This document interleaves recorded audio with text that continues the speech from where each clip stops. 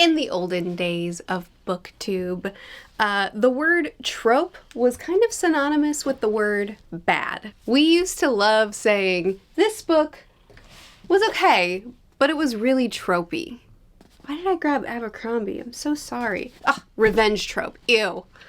If only it were unique and different and didn't have a trope in it. I'm being reductive, but back when I started BookTube like 8 years ago, I actually do think it was around 8 years ago, I've been talking about books on the internet for a long time, okay? And we have learned to be better conversationalists, I think. Thankfully, I don't think that trope is used quite in the same way today as it was back in the day. But as last week, I made a video tier ranking just some random tropes that I put into a tier ranker. It wasn't that deep.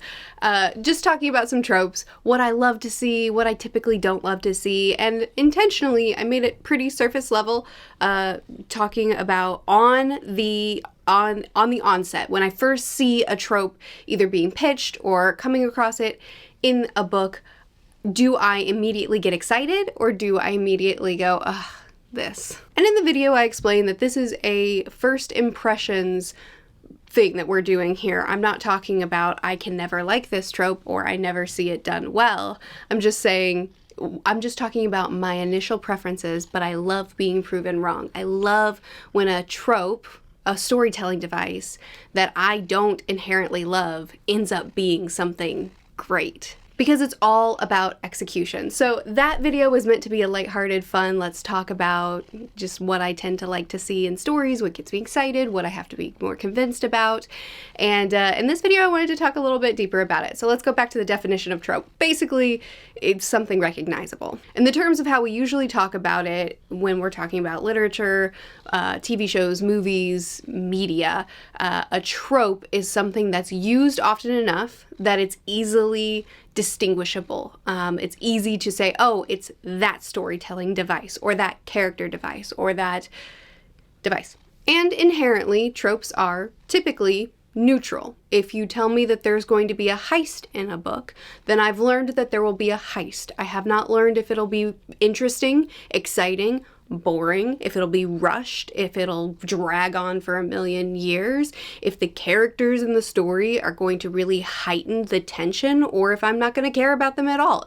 I don't know if there's any tension at all, if any characters are even at risk, or if the plot armor is so strong that there's no foreseeable danger at all. I've learned nothing other than here's a storytelling device that will be used. But something that I noticed about myself over my years of booktubing is something that I used to do was if a book was loaded with tropes I loved, then I loved the book. If a book was loaded with tropes I didn't love, then the book was tropey. And it all came down to preference. So I started challenging myself to view tropes a little bit differently. If I come across a trope that I don't love, really try to engage with it, see how it's being used, and if it's done in a way that's interesting and exciting. I've challenged myself to start seeing most tropes as a neutral blob that I know nothing about and can't characterize or determine anything by until I've seen the shape of it, and I can only do that by seeing it in action. Even now, in the last video, if I were to say, I don't like trope X, then the natural response for a lot of people is, how can you say you don't like this trope when you liked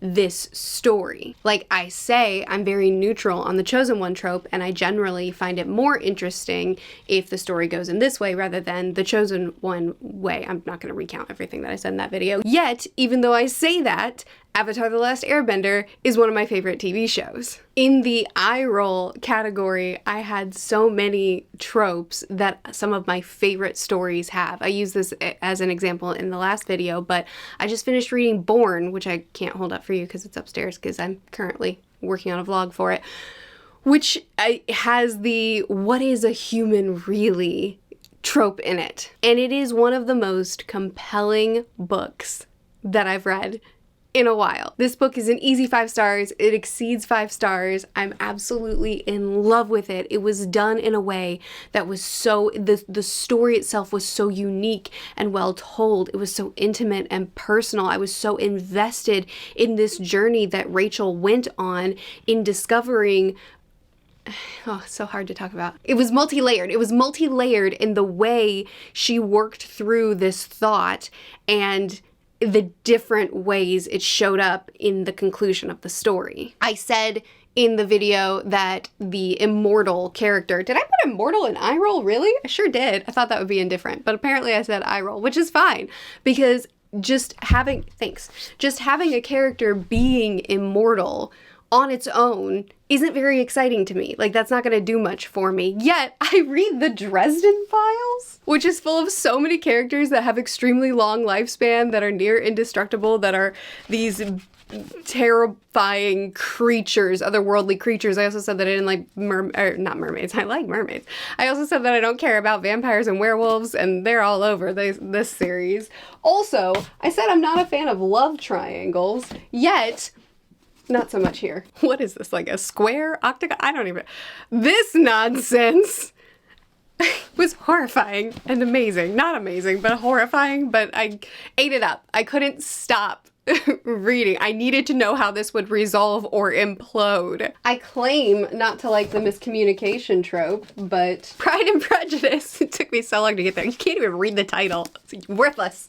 Pride and Prejudice it's based on two people who make these assumptions off of each other and can't communicate. And that's where there's a lot of tension in this story. There's a lot of family tension. There's a lot of social tension. But part of the tension is in their assumptions about each other, the ideas that they've made up in their head based off of miscommunication or based off of split-second decisions. There's so many things that Jane Austen does that I should hate, but because it's Jane Austen doing it, I love. Which brings me to what is ultimately the biggest point of this video, which is that most tropes are neutral. What matters is execution.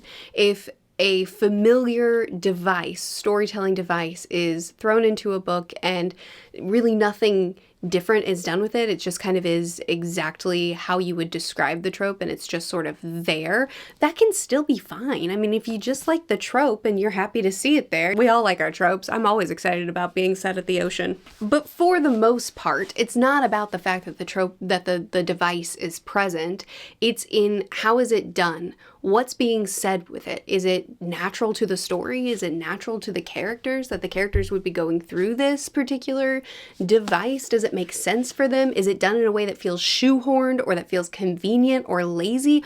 Or is it being done in a way that fits the story and makes sense for what's happening around it? Is it something that amplifies the story, or is it something that's just kind of there to be there? Is the story saying something really evocative, very interesting with it? Same with Born, where the question is, you know, what is human truly? Which could be considered a very tired question, but because of the execution, because of the way he asked it, because of the characters and how close he brought me to their particular unique situation and how he played it all out, I was so moved by it. Oh, I just remembered, resurrection trope, all over the Malazan series. Like, it's everywhere, but it's done in a way that has consequences, that has pain, that really is very emotional and hurts. It's something that has long lasting effects. And it isn't just cheap, I wanted to get the emotions out of you of killing a character, but, you know,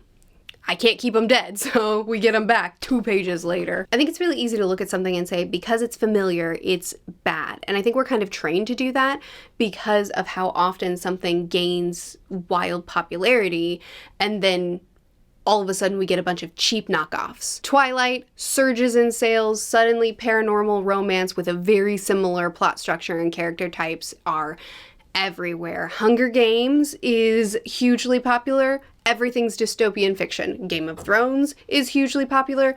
Everything's grimdark. Harry Potter, hugely popular. Wizarding, schools. That's the setting for everything. But the thing is, none of these series invented any of these things. All of these things are as old as dirt. It's just that oftentimes when something gains huge success, in not just in media, but in the world, then oftentimes we'll find that there's now that thing everywhere. Doesn't mean that the thing that ended up blowing up in success is the creator of that thing. It's just that that's oftentimes the thing that makes it everywhere, or that launches it being everywhere, and then we all of a sudden are like, I'm so tired of seeing this thing. If I see this thing one more time, I'm going to die. Or maybe that's just me. Maybe I'm just talking about me. But again, I oftentimes try to ask myself, what is the trope doing? Even if it's something that's familiar to me or it's something that doesn't naturally excite me upon first reveal, how is it being used in the story? Because I love being proven wrong. I love seeing a trope that I typically kind of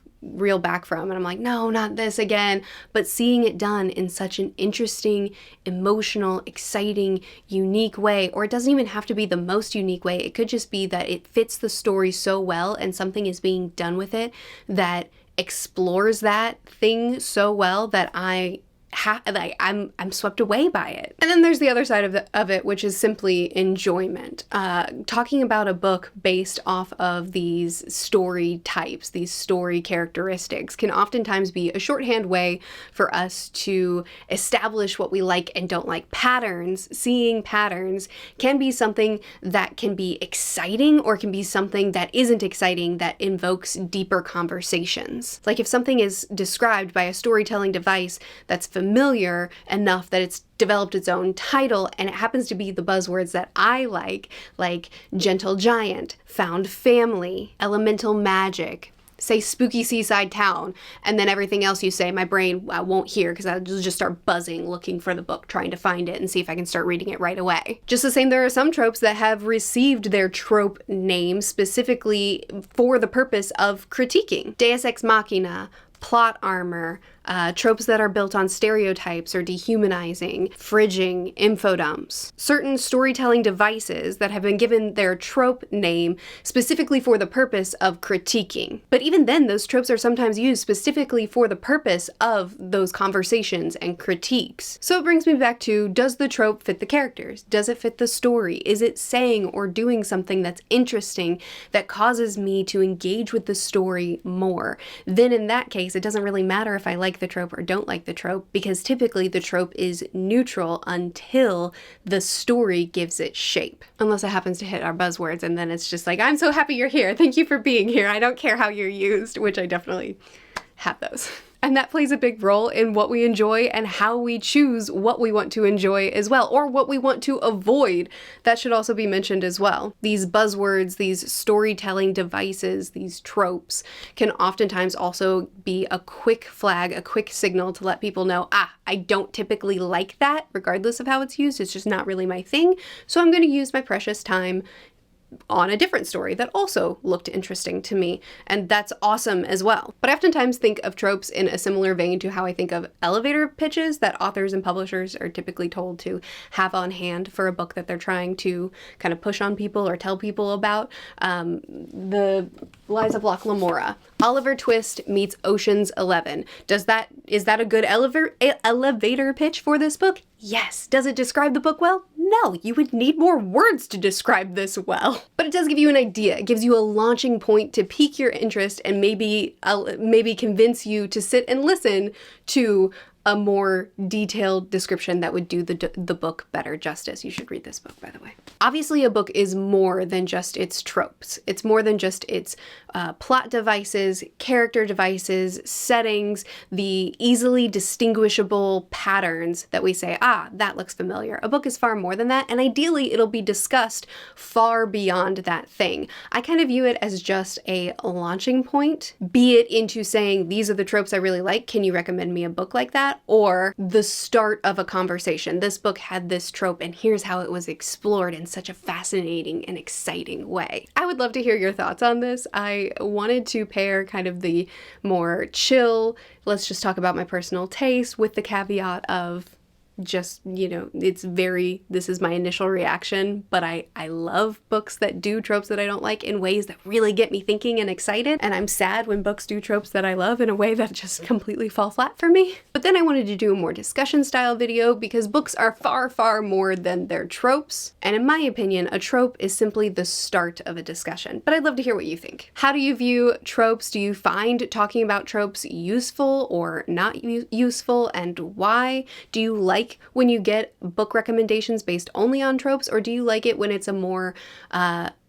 verbose discussion on a book. I certainly prefer getting more than just the trope, but I think a trope is a great way to reel me in so that you can give me your longer pitch. But I would love to hear from you. What do you think? I'll see you again soon. Bye.